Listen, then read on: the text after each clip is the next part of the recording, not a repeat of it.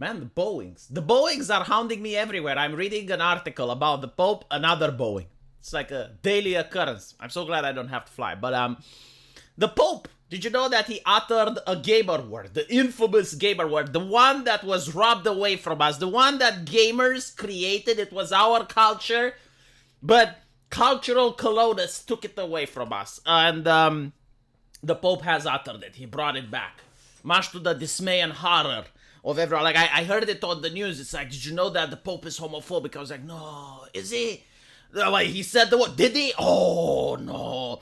Like, what I like about this is that when it comes to the Pope, he is the most progressive Pope that history ever had. I mean, progressive by the words, not necessarily by the actions, because there have been popes that did orgies in the Vatican, right? But like when it comes to like progressive ideology, this is the most left-leaning, tolerant pope there is. And apparently it's still not enough. It's still not enough. People on Twitter are so outraged right now, like they're so ass mad. If they could get the pope fired, they would. If God had an HR department, they would file complaints. Now I understand why the Pope uttered the unthinkable phrase, the one that destroys and crushes spirits, the ones that dominate the American mindset, right? Like you say that word, that it's the only thing they will hear about it the entire day. The reason he did it is because he's old. No, unironically, he's old. If you look at our culture, the things that were okay to say back then are not okay now, and the things that were okay to say back then aren't okay now. Like, for instance, the word fuck. You couldn't say it back then. I mean, South Park almost got in trouble. That now you can go like fuck, fuckity, fuck, fuck, fuck. It's fine. No one cares. You know, but like back then, if you said it in a movie, I remember like RoboCop got censored because it had too many curse words, right? So like back then it was horrifying. They called it the F word. Now there's another F word that you can't say, but you could say it back then. I mean, back then South Park said it all the time. You had it in video games, you had it in GTA, you had it like almost all over the place in mainstream media.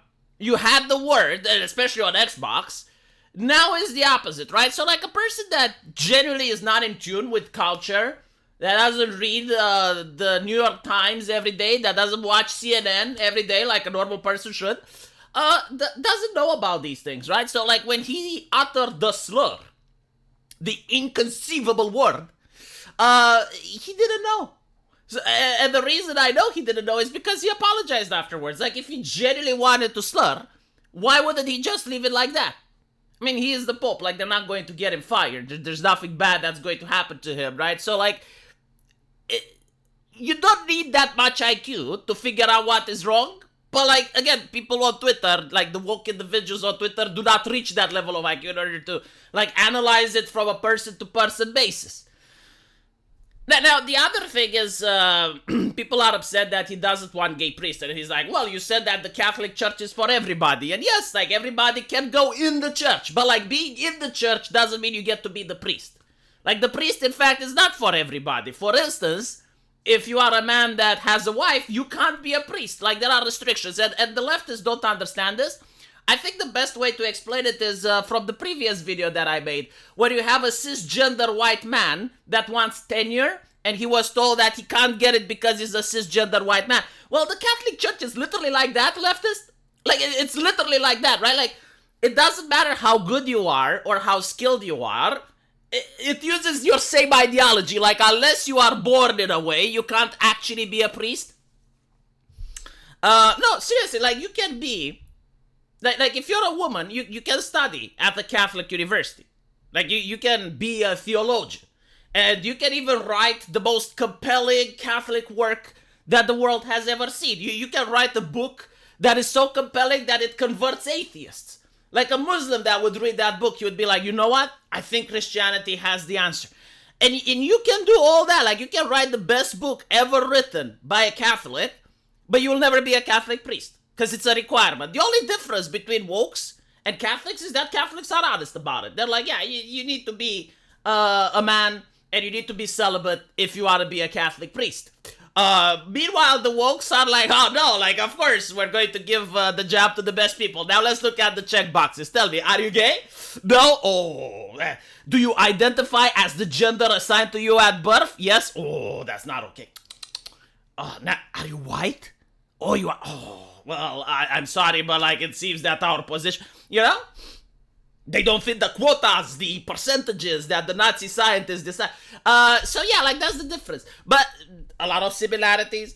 The thing though is what the left doesn't understand, or if they do understand, they don't give a fuck, is that even if the Pope was willing to allow priests that are gay to perform, he would cause a schism in the church. Now, Catholicism is bigger than the United States, and it's also bigger than Europe. It's also into Africa.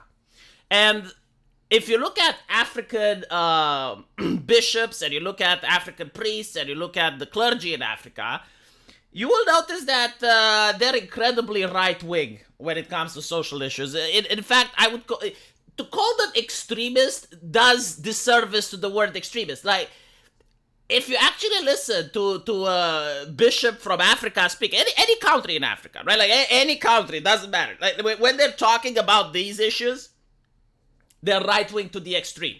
So if the Pope was to say, yeah, you know what, you can actually have gay priests, he would cause a schism in the church. We already had one. Like, this is why the Orthodox Church exists, right? So like, he is trying to avoid causing a schism. Like, there are certain issues in the church that if you were to implement them, you would cause a schism, because these people, I know it's surprising, unironically believe in their religion. Like, they unironically believe there is a God. They unironically believe that God wants them to do certain things. So even when you have a pope that's more permissive than any other pope that came before him, he still can't do everything that you would want him to do. Or, you know, like if you're a leftist and you really hate religion, I mean, this is one of the way you could destroy religion, by forcing the Pope to be on the side of certain things that would cause a schism. Now, the other thing, though, is like, why is even gay priests a subject? Like, the thing that they could actually make a subject, and this would unironically fix a lot of problems that the church has, would be to allow priests to get married. Like, notice that the scandal in the Catholic Church doesn't exist in the Orthodox religion. I always have a Romanian, it's like, oh, the church, the scandals with pedophilia. And I'm like, the Orthodox Church? Really? Can you name a couple? No, they can't. Why? Because we don't. Why don't we have it? Because priests get married. It's inhumane to take a person and tell them that they're not allowed to have sex for their entire life and they must remain celibate. They have hormones. Like, they have needs. It influences the way a person thinks. So no, let's just let them get married. In fact, in the Orthodox faith, you can't become a priest unless you're married. Like, first you need to marry, and then they give you the church, which you're going to become the priest of. That's the correct way. That is the way that, yeah. And I'm talking this from a human point of view, not a religious one, of course. Now, why they do this is what I believe that the reason the Catholic Church is this way. And this is not the theological argument, it's not the religious argument, but it's the practical one. Like, why do they want priests to not be able to marry? And the answer to this question, I believe, is like during the colonial era, where, you know, you had like new land and you needed to like send a priest over there in order to start converting people. And even before that, like even in European, you know, oh, like you have like the sect of Cathars, and there's a lot of them. Well, send a Catholic priest there. They wanted to be able to just take the priests like soldiers and send them to move them around. It's like, okay, you are going to stop living here and you're going to go in the other side of the world and start converting people over there, or start imposing our faith in that land, right? Like our king conquered these other people, and these other people are Protestants or whatever. Like, we need to send priests over there to start deconverting the Protestants into Catholics.